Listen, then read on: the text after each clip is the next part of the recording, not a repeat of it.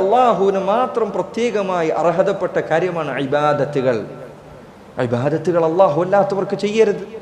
വമാ ഉമിറു ഇല്ലാ ലിയഅ്ബുദുല്ലാഹ മുഖ്ലിസീന ലഹുദ്ദീൻ. അവരോട് കൽപ്പിക്കപ്പെട്ട ഒന്നാമത്തെ കൽപ്പന എന്താണ്? അള്ളാഹുവിനെ അല്ലാതെ ഒരു ഇബാദത്ത് ചെയ്യാൻ പാടില്ല. ഒരു ഇബാദത്തും അള്ളാഹു അല്ലാത്തവർക്ക് നൽകരുത്. ഇബാദത്തിന് അർഹതയുണ്ടാകുക എന്നത് അള്ളാഹുവിന് മാത്രം ഏകമായ കാര്യമാണ്. അള്ളാഹനെ പങ്കുചേർക്കരുത്. അതാണ് തൗഹീദ്.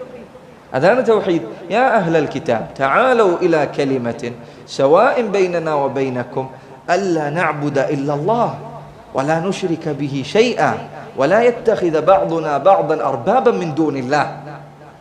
യാ അഹ്ലൽ കിതാബ്, വേദക്കാരെ, തആലൂ വരൂ, ഇലാ കലിമത്തിൻ സവാഇൻ ബൈനനാ വബൈനകും, നമുക്കും നിങ്ങൾക്കുമിടയിൽ ഐക്യമുണ്ടാക്കുന്ന, നമുക്കും നിങ്ങൾക്കുമിടയിൽ നീതിപൂർവകമായ ഒരു വാക്കിലേക്ക് നിങ്ങൾ വരൂ. എന്താണ് ആ വാക്ക്? അല്ലാ നഅ്ബുദ